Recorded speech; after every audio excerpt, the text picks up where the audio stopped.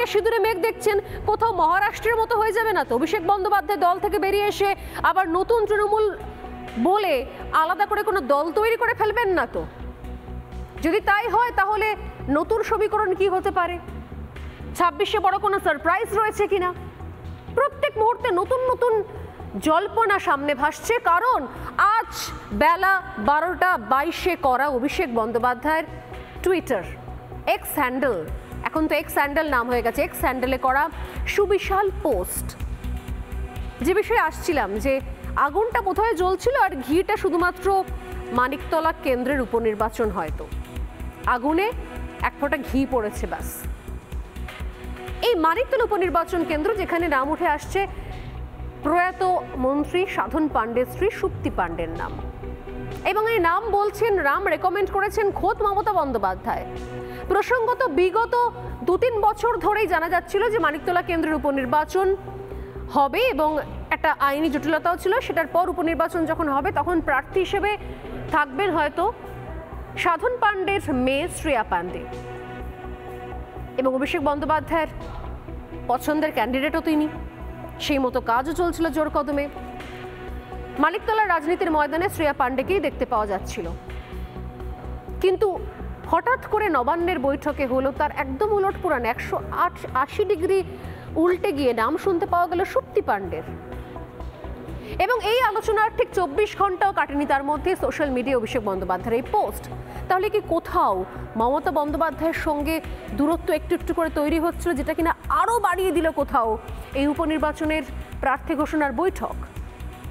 আসলে বিষয়টা শুধুমাত্র মানিকতলার মধ্যে সীমাবদ্ধ নেই, বিষয়টা রয়েছে কোথাও এই মুহূর্তে তৃণমূল কংগ্রেসের সংগঠনের রাশ থাকবে কার হাতে, সেদিকে দ্বন্দ্ব আরও প্রকট হচ্ছে। লোকসভা নির্বাচনের আগেও এরকম দ্বন্দ্ব প্রকট হয়েছিল, তখন মনে করা হয়েছিল যে হয়তো ব্যাপারটা আরোপিত। বিরোধী বিজেপি বলছিল সেই সময়তে হয়তো বিষয়টা আই ওয়াশ, আসলে কোথাও কোনো ফাটল নেই, কোথাও কোনো লবি নেই, সবাই একসঙ্গে শুধুমাত্র নজর ঘোরানোর জন্য চলছে। কিন্তু আসলে হচ্ছেটা কি? অভিষেক বন্দ্যোপাধ্যায় সোশ্যাল মিডিয়ায় ঠিক কি লিখেছেন একবার দেখা যাক। গতবারের নবজোয়ারের যাত্রার প্রসঙ্গ টেনে অভিষেক ব্যানার্জি মনে করিয়ে দিয়েছেন যে এই গোটা সময়টা, এই নবজোয়ার যাত্রার মধ্যে তিনি অনেক অভিজ্ঞতা সঞ্চয় করেছেন। তিনি লিখছেন যে গত বছর এই সময় আমি নবজোয়ার যাত্রায় অংশগ্রহণ করার সুযোগ পেয়েছিলাম এবং এই সুযোগ আমাকে চিনিয়েছিল পশ্চিমবঙ্গকে। পশ্চিমবঙ্গের বিভিন্ন প্রান্তে গিয়ে মানুষের সঙ্গে কথা বলার সুযোগ হয়েছিল আমার। মানুষ কি সমস্যার মধ্যে রয়েছেন, কি চ্যালেঞ্জের মুখোমুখি হয়েছেন তা বোঝার চেষ্টা করেছি আমি। ক্রমবর্ধমান মূল্যবৃদ্ধি, 100 দিনের কাজের টাকা, এগুলো প্রসঙ্গও তোলেন অভিষেক বন্দ্যোপাধ্যায় নিজের এক্স হ্যান্ডেলে। এবং তিনি জানান যে চিকিৎসার জন্য সংগঠন থেকে সংক্ষিপ্ত বিরতি নেবেন। এরপর যখন পুরো বয়ান বক্তব্য লেখার পর যখন তিনি লাস্ট প্যারাগ্রাফে আসেন, তখন তিনি লেখেন যে এই সময় তিনি অসুস্থতার কারণে চিকিৎসার জন্য তিনি সংগঠন থেকে সংক্ষিপ্ত সময়ের জন্য বিরতি নেবেন এবং এই সময় মানুষের চাহিদা কি তা আরও ভালোভাবে অনুধাবন করার সুযোগ তার সামনে রয়েছে বলেই তিনি জানান। তার সঙ্গে তিনি লেখেন যে তিনি বিশ্বাস করেন, তার প্রত্যাশা যে সরকার, পশ্চিমবঙ্গ সরকার, GOWV অর্থাৎ ওয়েস্ট বেঙ্গল গভর্নমেন্ট, তাকে ট্যাগ করে সম্ভবত তিনি লেখেন যে সরকার মানুষের সমস্যা সমাধানের কাজ করবে। আমি বিশ্বাস করি সেটা মানুষ যাতে ন্যায় পায়, বিচার পায়, তা নিশ্চিত করবে সরকার। আবারও সে একই প্রশ্ন, এই এত বড় একটা এক্স হ্যান্ডেলে পোস্ট করে অভিষেক বন্দ্যোপাধ্যায়কে সাংগঠনিক কাজ থেকে, সংগঠন থেকে সাময়িক বিরতি নিতে হলো এবং তার আগে শেষ মুহূর্তে সরকারকে তার দায়িত্ব কর্তব্য মনে করিয়ে দিতে হলো। সরকার যে শাসক দল চালাচ্ছে সেই শাসক দলের অভিষেক বন্দ্যোপাধ্যায় কি আলাদা?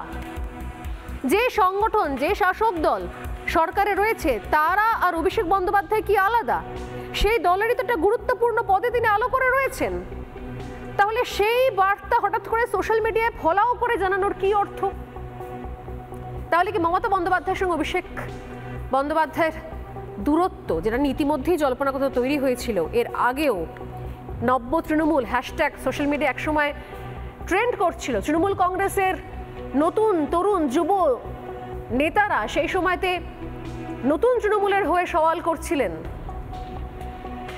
সেটাও সোশ্যাল মিডিয়াতে এই ঘটনাচক্রে, যদিও বেশ কিছু ব্যানার পোস্টার দেখতে পাওয়া গিয়েছিল, তাহলে কি সেই বিষয়টাই বিতর্কটাই আরও একবার উস্কে দেওয়া হলো? আমি কিছুক্ষণ আগে বলছিলাম, আমি আলোচনায় যাব, আমাদের অতিথিরাও চলে এসছেন, যে কোথাও এর মধ্যে অনেকেই আবার সিঁদুরে মেঘ দেখা শুরু করেছেন যে মহারাষ্ট্রের আবার অ্যাকশন রিপ্লে হবে না তো।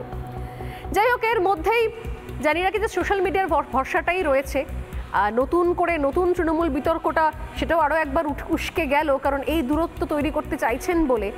যখন বিষয় হচ্ছে মানিকতলার প্রার্থী নিয়ে, এবং মানিকতলা প্রার্থীর নাম ঘোষণার সঙ্গে সঙ্গে 24 ঘন্টার মধ্যে এমন একটা পোস্ট, সেই সময় সর্বভারতীয় সাধারণ সম্পাদকের এমন পোস্ট ঘিরে তুমুল হইচইয়ের মধ্যেই আমরা যোগাযোগ করেছিলাম সাধন পাণ্ডের মেয়ে শ্রেয়া পাণ্ডের সঙ্গে এবং স্ত্রী সুপ্তি পাণ্ডের সঙ্গেও। কারণ যেহেতু মনে করা হচ্ছিল যে আসলে কোথাও দূরত্বটা দীর্ঘদিন ধরে বাড়লেও বা মতানৈক্য থাকলেও বা মনোমালিন্য থাকলেও বোধহয় কোথাও আগুনের মধ্যে ঘৃতাহুতির কাজ করেছে এই মানিকতলা, যেখানে দুতরফে দুজনেই অনেক আগে থেকে দুজন আলাদা আলাদা মানুষকে কমিটমেন্ট করে রেখে দিয়েছে। 3 বছর ধরে কথা হচ্ছে নাকি শ্রেয়া পাণ্ডের সঙ্গে অভিষেক বন্দ্যোপাধ্যায়। ওনাদেরকে সুপ্তি পাণ্ডে জানাচ্ছে 2 বছর আগেই নাকি তাকে জানিয়ে দিয়েছিলেন মমতা বন্দ্যোপাধ্যায়কে তিনি হবেন প্রার্থী, এবং শেষ পর্যন্ত মমতা বন্দ্যোপাধ্যায় সুপ্তি পাণ্ডের নামই জানান নবান্নের বৈঠকে। দুজনের সঙ্গে কথা বলেছিলাম, দুজনে কি কি জানিয়েছেন একবার শোনাবো, তারপর আমি আসবো আমার আজকের অতিথিদের কাছে। অভিষেক বন্দ্যোপাধ্যায় পোস্ট করে জানিয়েছেন যে তিনি সাময়িক বিরতি নিচ্ছেন অর্গানাইজেশন থেকে, আপনি সেটা শেয়ারও করেছেন। হ্যাঁ করেছি। দেখুন, আমরা অভিষেক বন্দ্যোপাধ্যায়ের প্রত্যেকটি পোস্ট শেয়ার করি, মমতা বন্দ্যোপাধ্যায়েরও পোস্ট শেয়ার করি, কিন্তু অভিষেক বন্দ্যোপাধ্যায় আমাদের হৃদয় জুড়ে আছে, মমতা বন্দ্যোপাধ্যায় মাথা জুড়ে আছে, উনি দলের সুপ্রিমো। কিন্তু অভিষেক বন্দ্যোপাধ্যায় সঙ্গে অ্যাকচুয়ালি আমার কমিউনিকেশনটা একটু বেশি, তো উনি জানেন হয়তো যে আমি কাজ করেছি, কিন্তু আমি বলতে পারবো না আর কিছু এই বিষয়ে।